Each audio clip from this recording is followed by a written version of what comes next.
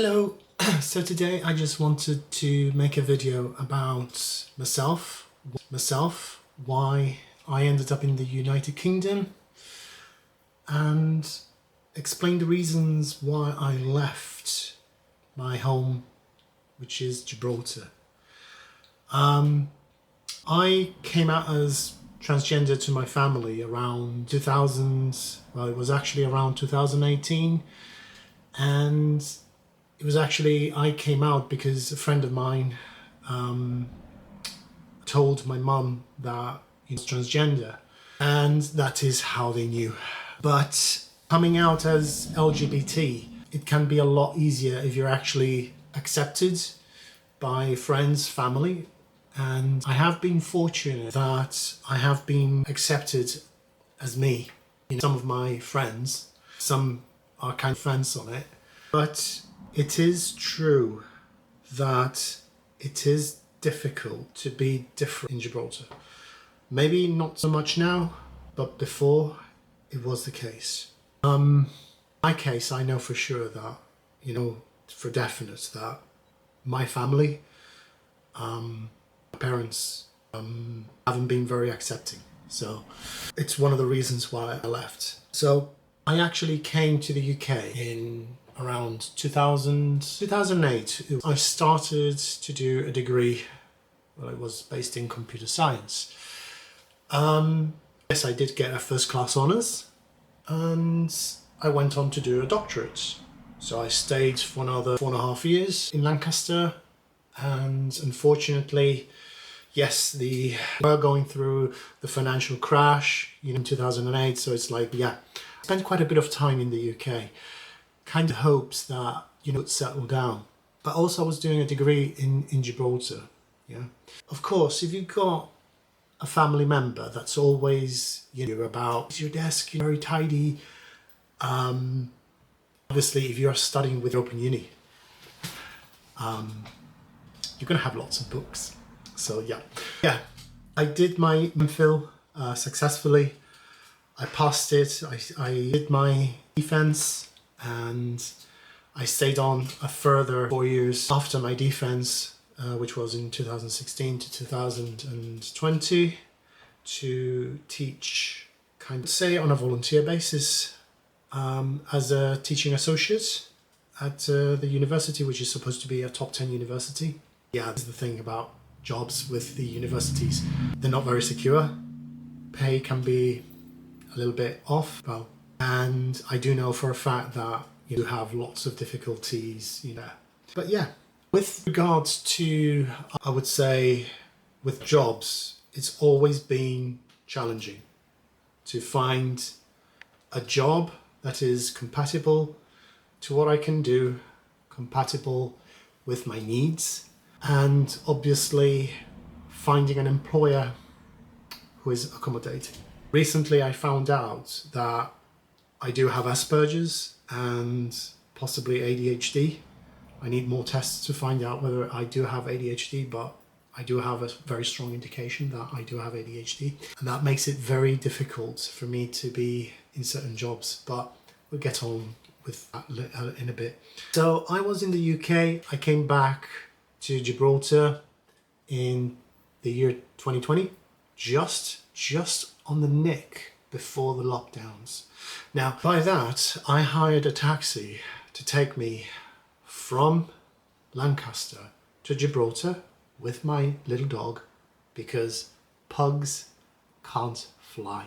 So I had to spend about 2,000 euros on a 3.5 day journey by land. And my hopes, I'd actually opened a company, and the hope was for me to actually stay there and work for a Quango, namely the Gibraltar Health Authority, which is the local hospital. So unfortunately that didn't work out. The director basically wanted me kind of a role which was like 4 contracts. And I said, well, that's not, for me, it just doesn't work out, because if I were to bid, you've got several companies there that are also bidding for the same jobs. So there is no guarantee that you're going to have a steady flow of income.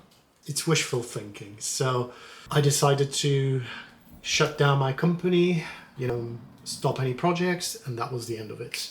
Then I got depression, anxieties started to build up, and I wanted to start my transition because earlier on I started coming out as, like I said, back in 2018. But with regards to having belief, well, I've always felt different, but I wanted to be me. I wanted my authentic self. I know that those of you who are trans out there who are watching this know what I'm talking about. So it was probably my first time in 2020 that I did to do something stupid, and that was starving myself for 3 days.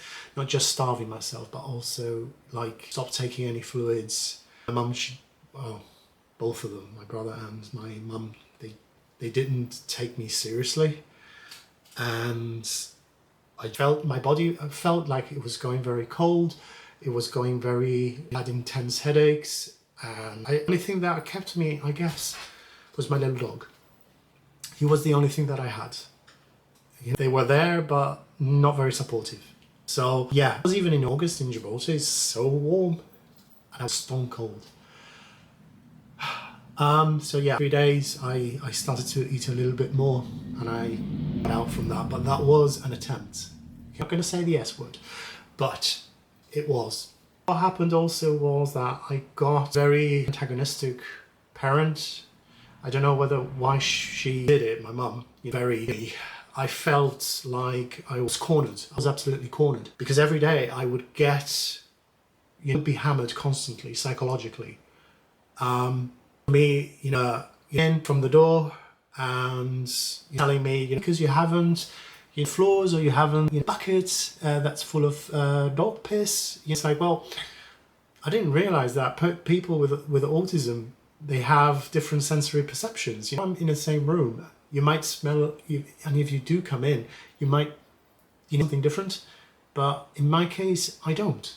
So it's just the way what it is. Anyways, it was the constant bashing that was need to get out of here. But that wasn't the only reason why I left. So I did explain, I left Gibraltar. There are also other reasons why I left Gibraltar, and mainly it's because I didn't get the support that I needed. I cried for help back then, and I didn't get it at all. Because I needed help with my health, because obviously with depression and anxiety, and obviously with that attempt, it's what the hell do I do? Do I stay? Do I leave? Because I felt like an alien. Gibraltarian born, I felt like I'm not wanted. Yeah.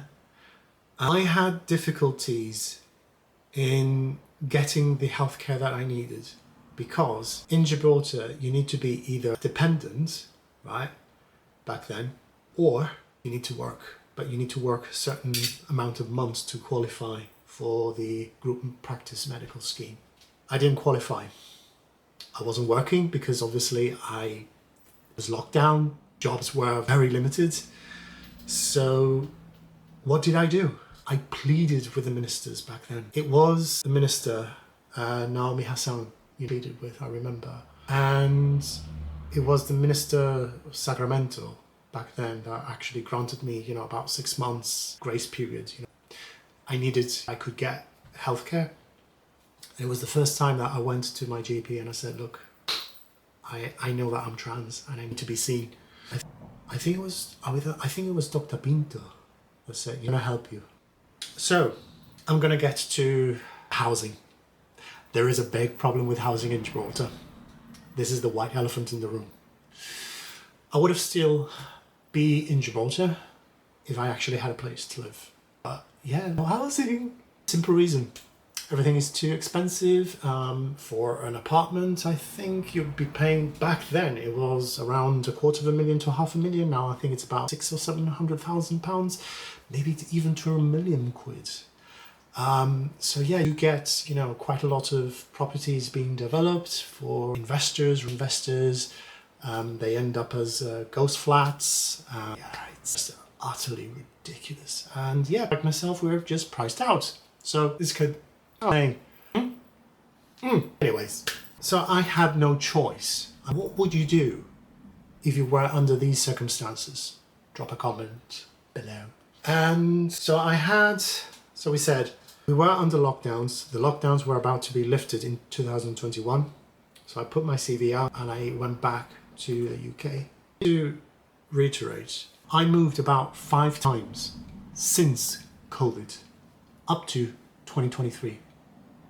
And I ended up homeless. That's another story for another episode.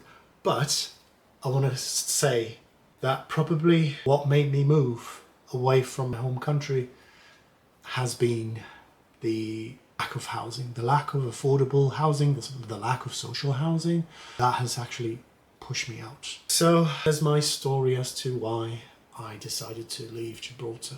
So let me know in the comment section what you would have done differently, what you think about it. Was it a hard pill to swallow? Let me know.